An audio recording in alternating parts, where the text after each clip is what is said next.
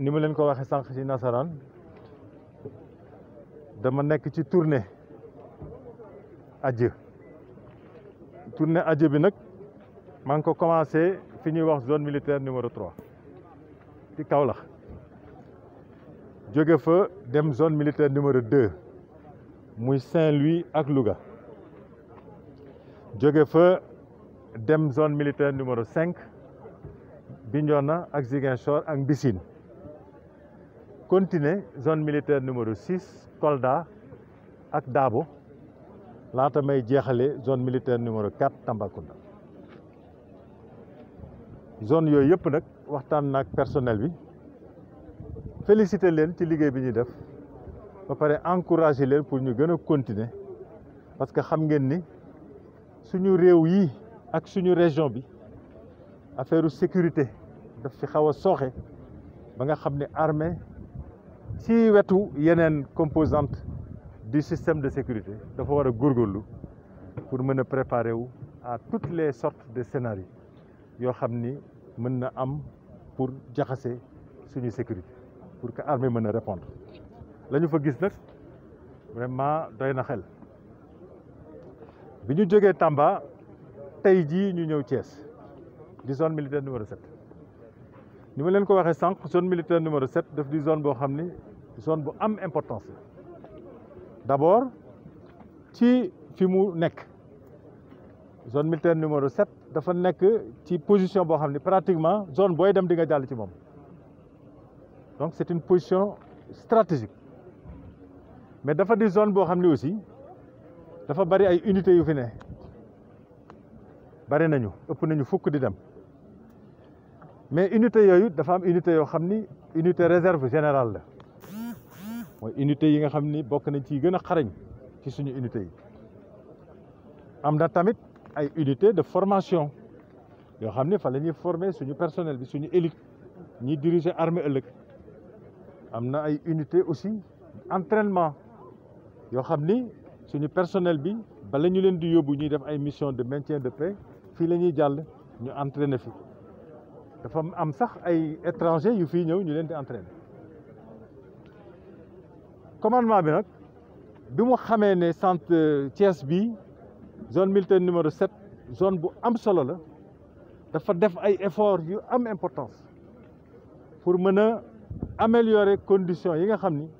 moom la ñi nekk zone militaire numéro 7 di liggéey ak conditions yi ñuy dëkke ak yi ñuy lekke moo tax nag ñu réaliser fi ay infrastructures yu bari tey ci suba man ak sama ministre des forces armées maître Sidiki Kaba ànd nañu réceptionner ay infrastructures yu bari yii dañ leen a defaraat beesalaat leen ndax dañoo yàqu woon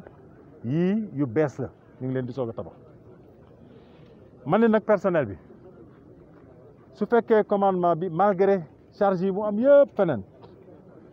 góorgóorlu na ba defaral leen infrastructure yu mel nii sant commandement bi baax na wante nag li gën mooy ngeen toppatoo ko ba commandement bi kontaan toppatoo ko ba nga xam ni du yàqu mais mieux encore toppatoo ko ba nga xam ni commandement bi ko réaliser su ñëwee dina gis ne day gën di améliorer loolu nag liggéey ñëpp la parce que suñ ko deful fii ak ñetti at ñeenti at li ñu defar day yàqu ñu ñëwaat war ko commencer waat du ñu avancer nit soo defaree da nga koy consolider comme ça mën a jàll ci leneen waaw loolu lañ ñëwoon wax ko suñu personnel dégg nañu ma boole ci nag tàggu leen aussi parce que xam nga foo def presque ñeent fukki at foofu sa famille la sooy dem mënu la neex mais nag àdduna moo demee noonu lépp ay jeex da ngay juddu dund dee dem c'est pas que li nga doon wala ndombo tànk bi nga amoon moo am solo mais ban njëriñ nga am ba ngay dund loolu la nga fay bàyyi lépp dafay jeex ci àdduna même dund dafay jeex donc tàggoo métti na mais nag tàggoo mënul ñàkk voilà di leen ñaanal ñoom yàlla jàppale leen suñu rakk yi fi des pour que liggéey bi gën di continuer parce que seen réussite mooy suñu réussite armée sénégalaise armée bu sénégalais yëpp la ñaax leen nag ne aussi Thiès dafa di dëkk boo xam ni police daf fi bari GMI fii xam ngeen ni daf fi am présence bu am solo militaires yi ak policiers yi militaires yi ak gendarmes yi dañu war a liggéey main dans la main pour mën a renforcer sécurité Sénégal loolu tamit wax naa leen ndax Sénégal benn la sécurité Sénégal benn la ñun ñëpp dañoo war a joxante loxo pour que sécurité boobu gën a améliorer. Il faut ngay def sport loolu tax ñu def infrastructure yi mais aussi militaire dafa war a am xam-xam aussi moo tax ñu def ay bibliothèque te xam-xam pour nga am ko il faut que ngay gëstu waaw ndax dafa am lien bu am solo bu am entre yow sa xam-xam en général sa xam-xamu armée en particulier ak yow sa aptitude opérationnelle moo tax ñu def bibliothèque yi mais aussi dañ ko def pour famille yi nga xam ni ñoo dëkk ci camp bi seeni njaboot nga xam ni dañuy jàng mën fa dem di fa def ay recherche pour améliorer seen chance de réussite scolaire. Voilà. J'ai commencé une tournée d'adieu aux armées. Comme vous avez dû suivre, j'ai commencé mes premières visites en zone militaire numéro 3 à Kaolack, ensuite en zone militaire numéro 2 à Saint-Louis et Louga, plus tard en zone militaire numéro 5 à Ziguinchor, Bignona et Mbissine, ensuite à la zone militaire numéro 6 à Kolda et à Dabo, où nous avons inauguré un nouveau centre d'entraînement tactique, CT6, et enfin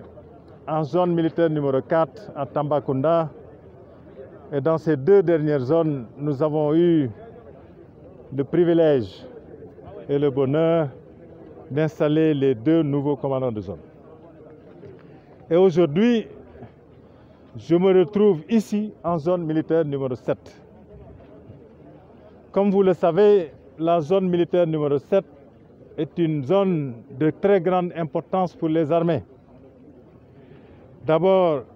du fait de sa position géographique, qui en fait une zone qui est pratiquement une porte d'entrée à toutes les autres zones, mais aussi du fait du nombre important d'unités qui sont positionnées ici. Et ces unités comportent des unités de réserve générale, comportent des centres de formation, comportent des centres d'entraînement. Et c'est conscient de l'importance que revêt cette zone militaire numéro 7, que le commandement a fait d'énormes efforts pour améliorer les conditions de travail, mais également de vie de l'ensemble du personnel qui se trouve ici, en zone militaire numéro 7. Et aujourd'hui, sous la présidence du ministre des Forces armées, nous avons visité et réceptionné plusieurs infrastructures qui ont été réhabilitées ou nouvellement réalisées au profit des personnels de la zone militaire numéro 7. J'ai dit tantôt au personnel que c'est bien de reconnaître l'effort du commandement, mais que c'est mieux de mériter la confiance du commandement en se donnant les moyens d'entretenir les infrastructures dimensionnantes que ce commandement a mis à votre disposition et de les maintenir surtout, pour que les armées puissent demain se consacrer à d'autres travaux et n'aient pas à chaque fois à revenir sur les mêmes choses. Et je pense que le personnel l'a très bien compris. J'en ai profité également pour revenir sur certains principes fondamentaux pour la marche des armées, principe de discipline, parce que l'armée c'est la discipline, principe de solidarité, de cohésion et d'engagement, sans lesquels il est difficile pour une armée qui se veut professionnelle de faire son travail dans des conditions optimales. Et bien entendu, dire au personnel à quel point c'était difficile pour moi de lui dire adieu après pratiquement 40 ans de service dans cette institution. Et du fait surtout que je le fais dans une base où j'ai passé une bonne partie de mon enfance en tant que Thiessois. Mais tout ça aussi doit nous rappeler que toute chose a une fin. Même la vie a une fin. Et que l'essentiel, ce n'est pas le temps qu'on a passé dans une institution, mais c'est ce qu'on a contribué dans l'institution. Nous n'avons pas tout fait, mais on a fait de notre mieux pour que les Almeids aillent de l'avant. Et nous avons prié avec nos camarades pour que le bon Dieu continue de veiller sur la zone militaire numéro 7, continue de veiller sur l'armée, sur les forces de défense et de sécurité. Parce que j'ai rappelé que Thiès était une ville avec une forte présence policière et que l'armée devait travailler main dans la main avec la police pour renforcer la sécurité de nos concitoyens. Mais que Dieu aussi veille sur le Sénégal. Voilà ce que j'ai absolument. L'armée, c'est le sport, c'est la condition physique, c'est la santé physique, la santé mentale, la santé sociale. Mais l'armée aussi, c'est la connaissance. Parce qu'il y a un lien très fort entre la culture générale,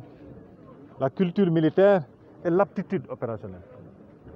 Donc l'armée a compris l'existence de ce lien très fort et investi dans toutes les zones pour mettre en place des bibliothèques